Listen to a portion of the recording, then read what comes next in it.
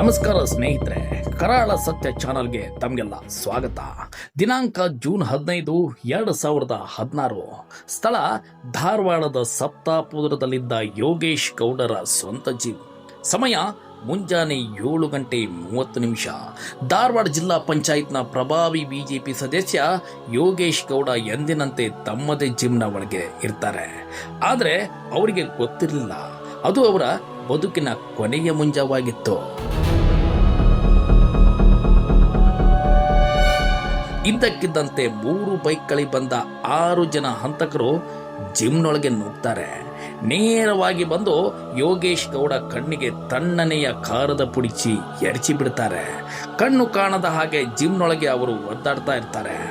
ಮಚ್ಚು ಮತ್ತು ಲಾಂಗ್ಗಳಿಂದ ರಾಕ್ಷಸರಂತೆ ಮುಗಿಬಿದ್ಬಿಡ್ತಾರೆ 6 ಜನ. ಜಿಮ್ನೊಳಗೆ ಅವರನ್ನ ಅಟ್ಟಾಡಿಸಿ ಕುತ್ತಿಗೆ ಹಾಗೂ ಎದೆಗೆ ಮನ ಬಂದಂತೆ ಕೊಚ್ಚಿ ಹಾಕಿರ್ತಾರೆ.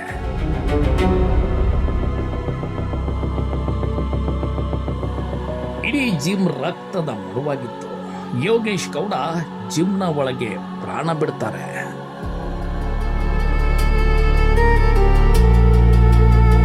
ಕೊಲೆ ನಡೆದ ತಕ್ಷಣ ಇಡೀ ಕರ್ನಾಟಕ ರಾಜಕಾರಣ ನಡುಗಿ ಹೋಗಿತ್ತು. ಸ್ಥಳೀಯ ಪೊಲೀಸರು ತನಿಖೆಯನ್ನು ಆರಂಭಿಸ್ತಾರೆ. ಆದರೆ ಅಲ್ಲಿಂದಲೇ ಅಸಲಿ ಕರಾಳ ಆಟ ಆರಂಭವಾಗಿತ್ತು.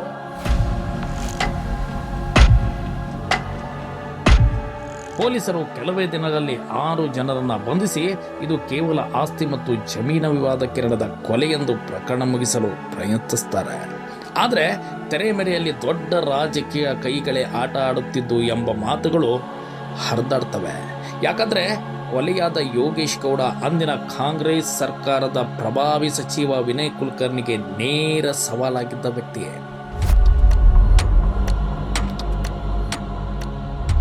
ಸಚಿವರ ಮೇಲೆ ಆರೋಪ ಕೇಳಿ ಬಂದಿದ್ದರಿಂದ ಅಂದಿನ ಸರ್ಕಾರ ಪ್ರಕರಣವನ್ನ ಸಿಐಡಿಗೆ ವಹಿಸುತ್ತೆ. ನಿರೀಕ್ಷೆಯಂತೆ ಸಿಐಡಿ ತನಿಖೆಯಲ್ಲಿ ವಿನಯ್ ಕುಲಕರ್ಣಿಗೆ ಕ್ಲೀನ್ ಚೀಟ್ ಸಿಕ್ಕಿತ್ತು. ಆದರೆ ಕಾಲ ಬದಲಾಗಿತ್ತು. 2018ರಲ್ಲಿ ವಿನಯ್ ಕುಲಕರ್ಣಿ ಚುನಾವಣೆಯಲ್ಲಿ ಸೋಲ್ತಾರೆ. 2019ರಲ್ಲಿ ರಾಜ್ಯದಲ್ಲಿ ಬಿಜೆಪಿ ಸರ್ಕಾರ ಬಂದ ನಂತರ ಪ್ರಕರಣ ಸಿಬಿಐಗೆ ವಹಿಸಲಾಗುತ್ತೆ. ಸಿಬಿಐ ಧಾರವಾಡದಲ್ಲಿ ಎಂಟ್ರಿ ಕೊಟ್ಟ ನಂತರ ಕಥೆಯೇ ಬದಲಾಗಿತ್ತು. ಸಿಬಿಐ ಅಧಿಕಾರಿಗಳು ಹಳೆಯ ದಾಖಲೆಗಳನ್ನು ಪರಿಶೀಲಿಸಲು ಆರಂಭಿಸುತ್ತಾರೆ. ಆಗ ಹಲವು ಶಾಕಿಂಗ್ ಸಾಕ್ಷ್ಯಗಳು ಸಿಕ್ಕಿದ್ದವು.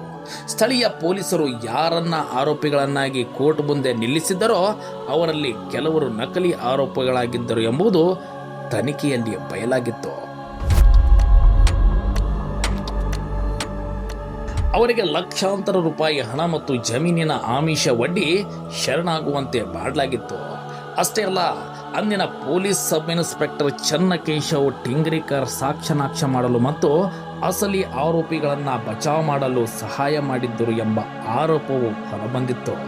ಸಿಬಿಐಗೆ ಅಸಲಿ ಲಿಂಕ್ ಸಿಕ್ಕಿತ್ತು.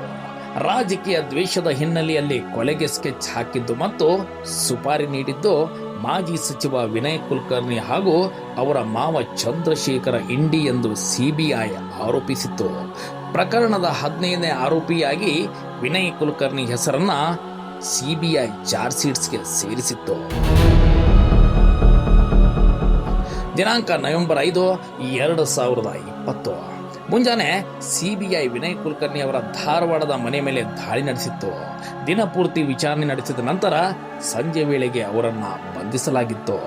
ಒಬ್ಬ ಪ್ರಭಾವಿ ನಾಯಕ ಕೊಲೆ ಆರೋಪದ ಮೇಲೆ ಜೈಲು ಪಾಲಾಗ್ತಾರೆ.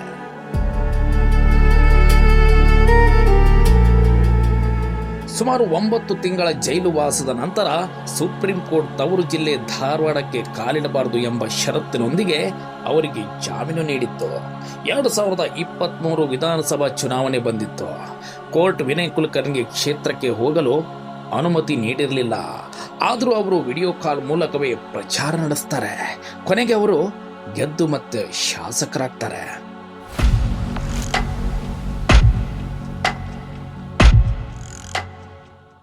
ಆದರೆ ನಂತರ ಪ್ರಕರಣದ ಸಾಕ್ಷಿಗಳಿಗೆ ಬೆದರಿಕೆ ಹಾಕಲಾಗುತ್ತಿದೆ ಹಾಗೂ ಕೊಲೆಯಾದ ಯೋಗೇಶ್ ಗೌಡ ಅವರ ಪತ್ನಿ ಮಲ್ಲಮ್ಮಳ ಮೇಲೆ ಪ್ರಭಾವ ಬೀರುವ ಪ್ರಯತ್ನ ನಡೆದಿದೆ ಎಂದು ಸಿಬಿಐ ಮತ್ತೆ ಕೋರ್ಟ್ ಮೆಟ್ಟಲೇರುತ್ತೆ. ಇದರಿಂದ ಜೂನ್ 2025ರಲ್ಲಿ ಸುಪ್ರೀಂ ಕೋರ್ಟ್ ಅವರ ಜಾಮೀನನ್ನ ರದ್ದುಪಡಿಸಿ ಮತ್ತೆ ಜೈಲಿಗೆ ಕಳಿಸುತ್ತೆ. ನಂತರ ಫೆಬ್ರವರಿ 2026ರಲ್ಲಿ ಅವರಿಗೆ ಮತ್ತೆ ಜಾಮೀನು ದೊರಕುತ್ತೆ. ದಿನಾಂಕ ಏಪ್ರಿಲ್ 15, 2026. ಬೆಂಗಳೂರಿನ ಜನಪ್ರತಿನಿಧಿಗಳ ವಿಶೇಷ ನ್ಯಾಯಾಲಯದ ನ್ಯಾಯಾಧೀಶ ಸಂತೋಷ್ ಗಜಾನನ್ ಭಟ್ 10 ವರ್ಷಗಳ ಸುದೀರ್ಘ ಪ್ರಕರಣ ತೀರ್ಪು ಪ್ರಕಟಿಸಿದ್ರು. ಯೋಗೇಶ್ ಗೌಡ ಕೊಲೆ ಪ್ರಕರಣದ ಕ್ರಿಮಿನಲ್ ಪಿತೂರಿಯಲ್ಲಿ ವಿನಯ್ ಕುಲಕರ್ಣಿ ಸೇರಿದಂತೆ 17 ಜನರನ್ನ ಕೋರ್ಟ್ ದೋಷಿಗಳೆಂದು ಘೋಷಿಸಿತ್ತು. ದಿನಾಂಕ ಏಪ್ರಿಲ್ 17, 2026. ಕೋರ್ಟ್ ವಿನಯ್ ಕುಲಕರ್ಣಿ ಮತ್ತು ಆರೋಪಿಗಳಿಗೆ ಜೀವಾವಧಿ ಶಿಕ್ಷೆ ವಿಧಿಸಿತ್ತು.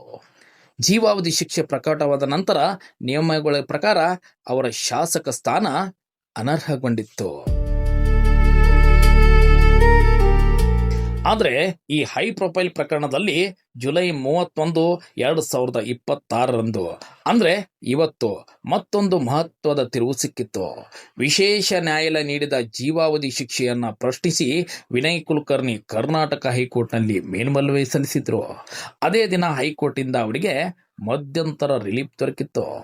ಜಸ್ಟಿಸ್ ಮೊಹಮ್ಮದ್ ನವಾಜ್ ಮತ್ತು ಜಸ್ಟಿಸ್ ಜಿ ಬಸವರಾಜ್ ಅವರಿದ್ದ ವಿಭಾಗೀಯ ಪೀಠವು ವಿನಯ್ ಕುಲಕರ್ಣಿ ಅವರಿಗೆ ವಿಧಿಸಲಾಗಿದ್ದ ಜೀವಾವಧಿ ಶಿಕ್ಷೆ ಮತ್ತು ದೋಷಿ ಎಂಬ ತೀರ್ಪಿನ ಜಾರಿಗೆ ತಾತ್ಕಾಲಿಕ ಅಮಾನತು ನೀಡಿತ್ತು. 5 ಲಕ್ಷ ರೂಪಾಯಿಗಳ ಬಾಂಡ್ ಆಧಾರದ ಮೇಲೆ ಅವರಿಗೆ ಮಧ್ಯಂತರ ಜಾಮೀನು ಮಂಜೂರು ಮಾಡಲಾಗಿತ್ತು. ಇದರಿಂದ ಅವರ ಶಾಸಕ ಸ್ಥಾನಕ್ಕೆ ಸಂಬಂಧಿಸಿದ ಕಾನೂನು ಪರಿಸ್ಥಿತಿಗಳಲ್ಲಿ ಬದಲಾವಣೆ ಉಂಟಾಯಿತು. ಅಲ್ಲದೆ ಸಾಕ್ಷ್ಯನಾಶಕ್ಕೆ ಸಹಾಯ ಮಾಡಿದ್ದರೆಂಬ ಆರೋಪ ಎದುರಿಸಿದ್ದ ಪೊಲೀಸ್ ಅಧಿಕಾರಿ ಚನ್ನಕೇಶವ ಟಿಂಗರಿಕರ್ ಅವರ ಶಿಕ್ಷೆಯ ಜಾರಿಗೆ ಕೂಡ ತಾತ್ಕಾಲಿಕ ಅಮಾನತು ನೀಡಿ ಜಾಮೀನು ನೀಡಲಾಗಿದೆ. 10 ವರ್ಷಗಳ ಹಿಂದೆ ಈ ಜಿಮ್ನೊಳಗೆ ಹರಿದ ರಕ್ತ, ಅಲ್ಲಿಂದ ಆರಂಭವಾದ ರಾಜಕೀಯ, ತನಿಖೆ, ಬಂಧನ, ಜೈಲುವಾಸ, ನ್ಯಾಯಾಲಯದ ತೀರ್ಪು ಮತ್ತು ಇಂದಿನ ಹೈಕೋರ್ಟ್ ಆದೇಶ. ಈ ಪ್ರಕರಣದ ಅಂತಿಮ ತೀರ್ಮಾನ ಏನಾಗಿಲ್ಲ ಎಂಬುದು ಮುಂದಿನ ನ್ಯಾಯಾಂಗ ಪ್ರಕ್ರಿಯೆ ನಿರ್ಧರಿಸಬೇಕಾಗಿದೆ. ವೀಕ್ಷಕರೇ, ವೀಕ್ಷಣೆ ಮಾಡಿದ ತಮಗೆಲ್ಲ ಧನ್ಯವಾದಗಳು. ಈ ಪ್ರಕರಣದ ಬಗ್ಗೆ ನಿಮಗೇನನ್ಸುತ್ತೆ? ದಯಮಾಡಿ ಕಮೆಂಟ್ ಮಾಡಿ ಹೇಳಿ. ಶುಭವಾಗಲಿ. ಧನ್ಯವಾದಗಳು.